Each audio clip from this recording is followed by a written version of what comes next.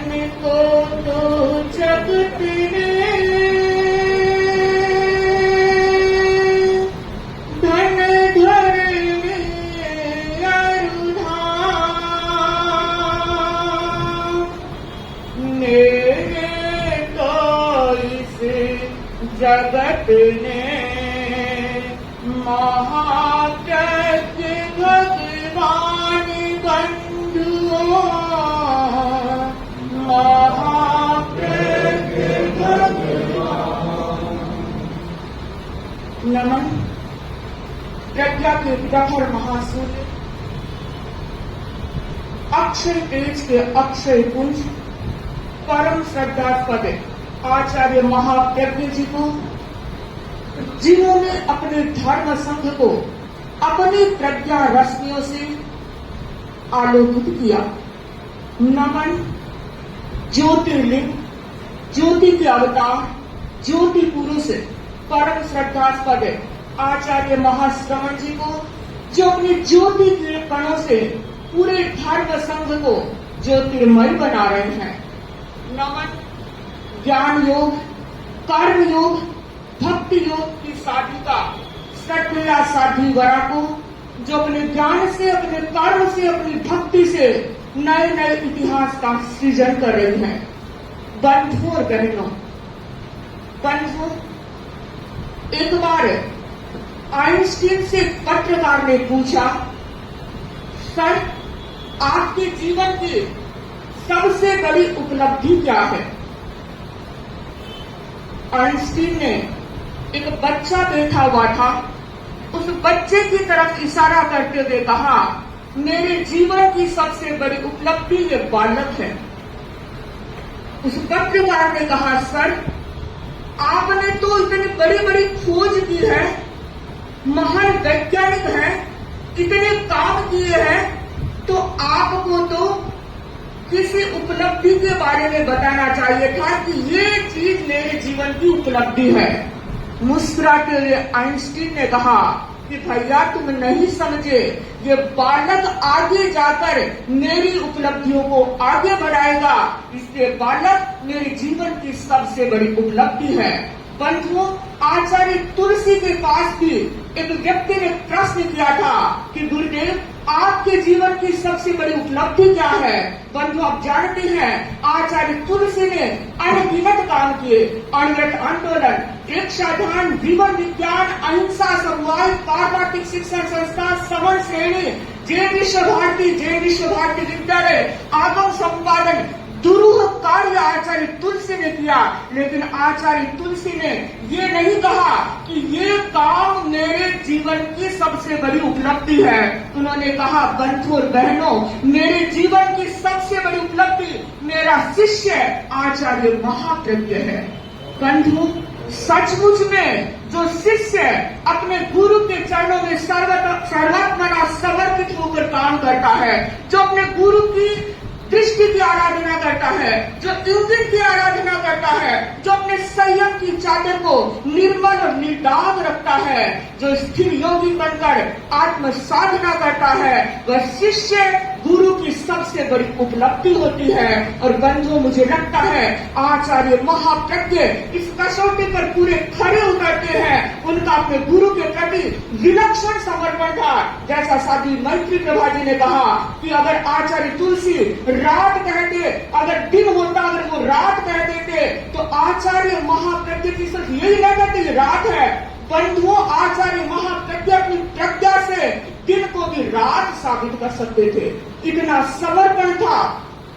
बंधुओं, सचमुच में वो महान शक्तिधर थे। जब गुरु के प्रति समर्पण होता है तो उसे शक्तियां भी प्राप्त होती है। तो आचार्य महाप्रज्ञ जी महान शक्तिधर थे। हमने सुना है ब्रह्मांड में 9 ग्रह होते हैं और एक एक ग्रह अपने आप में शक्तिशाली होता है। बंधुओं, एक ग्रह के पास सिर्फ अपनी शक्ति होती है, पर आचार्य महाप्रज्ञ ऐसे आचार्य थे जिनके पास 9 ग्रह की शक्तियां थी। आप पूछेंगे कैसे? बंधुओं, सबसे पहला है सूर्य ग्रह। आचार्य महाप्रज्ञ जी के मुखमंडल पर सूर्य जैसी तेजस्विता थी। दूसरा ग्रह चंद्र ग्रह। आचार्य महाप्रज्ञ जी की साधना में चंद्रमा जैसी निर्मलता थी, मंगल ग्रह जैसी निर्भीकता थी, बुध ग्रह जैसी सिद्धहस्तता थी और गुरु ग्रह जैसी आत्मशक्ति थी, शुक्र ग्रह जैसी ओजस्विता थी और शनि राहु केतु जैसी प्रतिरोधात्मक शक्ति थी। बंधुओं, सचमुच में आचार्य महाप्रज्ञ जी के पास में 9 ग्रह की शक्तियां समाई थी और बंधुओं, इसीलिए तो उन्होंने 13 पंथ की पोथी में दुर्लभ इतिहास लिखे, दुर्लभ दस्तावेज लिखे। मैं तो कहना चाहती हूँ, काल के भार पर सृजन के स्वस्तिक करने वाले सिद्ध पुरुष का नाम था आचार्य महाप्रज्ञ जी। तेज और औज के अनंत प्रवाही स्रोत का नाम था आचार्य महाप्रज्ञ जी। सांस सांस में सृजनशीलता के नव स्पंदनों का नाम था आचार्य महाप्रज्ञ जी। आगत समस्याओं से जूझने के हिमालय संकल्प का नाम था आचार्य महाप्रज्ञ जी। हिम्मत और हौसलों से अनूठा इतिहास रचने वाली महाशक्ति का नाम था आचार्य महाप्रज्ञ जी। योग से अयोग की ओर बढ़ने वाले महायोगी का नाम था आचार्य महाप्रज्ञ जी। बंधु, कितनी बात बताऊं बंधु, ये काम वही व्यक्ति कर सकता है जिसके भीतर बहुत बड़ी शक्ति होती है। बंधु, आचार्य महाप्रज्ञ जी, जिनके पास दिव्य शक्ति थी, जिनके पास दिव्य ऊर्जा थी।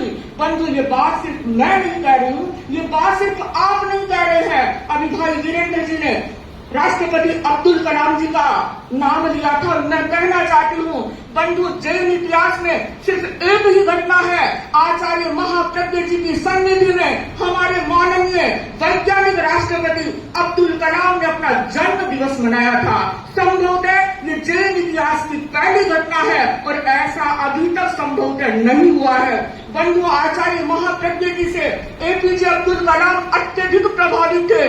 बंधु, एक बार राष्ट्रपति महोदय बॉम्बे आए और उनको पता चला आचार्य महाप्रज्ञ जी भी मुंबई में विराजमान है और कहते हैं उन्होंने सारे कार्यक्रमों को रद्द करके आचार्य महाप्रज्ञ जी की सन्निधि में कांडीवली 13 पंथ भवन में आए। बंधु, जैसे ही पता चला राष्ट्रपति आए हैं, मीडिया जगत के अनेक पत्रकार वहां उपस्थित हो गए और जब आचार्य महाप्रज्ञ जी से वार्ता करके राष्ट्रपति महोदय बाहर आए, तब कहते पत्रकारों ने घेर लिया और उनसे पूछा कि आपको आचार्य महाप्रज्ञ जी से क्या मिलता है। बंधु, उस समय एपीजे अब्दुल कलाम ने कहा, राष्ट्रपति महोदय ने कहा, इनलाइटनमेंट एंड न्यू एनर्जी, मुझे आचार्य महाप्रज्ञ जी से दिव्य ऊर्जा मिलती है, दिव्य शक्ति मिलती है। बंधु, सचमुच में वो शक्ति के स्रोत थे और शक्ति उसे ही प्राप्त होती है जिसके भीतर संतता होती है। अभी भाई राजेश ने कहा कि वो संत थे, अगर वो कोई कुछ और होते तो पता नहीं वो कहाँ पहुंच जाते। बंधु, आपको पता होगा रामधारी सिंह दिनकर ने आचार्य महाप्रज्ञ जी के लिए कहा था कि भारत के दूसरे विवेकानंद है। बंधु, किसी ने उनको कोलंबस कहा था, किसी ने वास्को डी गामा कहा था। और बंधु, मैं तो ये कहना चाहती हूँ, वो सिर्फ 13 पंथी संत नहीं थे, वो सिर्फ जैन संत नहीं थे, वो राष्ट्रीय संत नहीं थे, उससे भी आगे थे। बंधु, क्या थे आगे? कहते हैं, आपने बाल गंगाधर स्वामी का नाम सुना होगा, कर्नाटक के सुप्रसिद्ध संत है और उनका भी आचार्य महाप्रज्ञ जी से घनिष्ठ संबंध था, अनेक अच्छी तरह से तालमेल था। और बंधु, कहते हैं वो बाल गंगाधर स्वामी एक बार अमेरिका गए और भारतीय लोगों के मध्य उनका प्रवचन हुआ। जब प्रवचन पूरा हो गया तो एक भाई उठा और कहा, स्वामी जी, मैं जानना चाहता हूँ कि आपकी दृष्टि में राष्ट्रीय संत कितने हैं और वो क्या काम कर रहे हैं। इस प्रश्न को सुनकर बाल गंगाधर स्वामी ने कहा, 16 नाम बताए। कितने? 16 नाम बताए और 16 संतों के बारे में बताया, वो क्या काम कर रहे हैं उसकी भी जानकारी दी। पर बंधु, आश्चर्य होगा, उन 16 नामों में आचार्य महाप्रज्ञ का नाम नहीं था। और बंधु, जिस भाई ने प्रश्न पूछा था वो भाई 13 पंथी था। वो जानता था कि आचार्य महाप्रज्ञ और बाल गंगाधर स्वामी का अच्छा संबंध है। उसने सोचा, ये आचार्य महाप्रज्ञ को राष्ट्रीय संत क्यों नहीं बता रहे हैं? अपने गुरु थे, पीड़ा हुई उसके मन में। और कहते हैं वो भाई उठा और कहा, स्वामी जी, एक प्रश्न है मेरे मन में। आपने अभी 16 संतों के नाम बताए, उनमें आचार्य महाप्रज्ञ जी का नाम नहीं था, तो क्या आप आचार्य महाप्रज्ञ को राष्ट्रीय संत नहीं मानते? क्या वो राष्ट्रीय संत नहीं है? क्या वो इतना काम नहीं कर रहे हैं कि उनको राष्ट्रीय संत का दर्जा मिल सके? सुनिए बंधुओं, बाल गंगाधर स्वामी ने कहा, भैया तुमने मुझे राष्ट्रीय संत के बारे में पूछा था, अगर मुझे कोई पूछता कि विश्व संत कितने हैं, तो मेरा एकमात्र उत्तर होता विश्व संत सिर्फ आचार्य महाप्रज्ञ जी है। बंधुओं, गौरव होता है, सीना गर्व से फूलता है, ऐसे गुरु के हम शिष्य हैं। और अगर भाई राजेश ने कहा था 4-5% भी उतर जाता है, मैं तो कहती हूँ अगर 1-2% भी आ जाए तो हम भी महाप्रज्ञ की दिशा में प्रस्थान कर सकते हैं। आज हमारे बीच नहीं है, तो मैं तो यही कहना चाहूंगी, सूरत गई पर सोहरत अमर है, सूरत गई पर सोहरत अमर है, मूरत गई पर कीरत अमर है। जहां से बिछोहा भले ही हुआ हो, जन जन के अधरों पर महाप्रज्ञ नाम अमर है, जन जन के अधरों पर महाप्रज्ञ नाम अमर है। अमर संत, अमर तुलसी, अमर महाप्रज्ञ की अभिवंदना, अभिवंदना, अभिवंदना।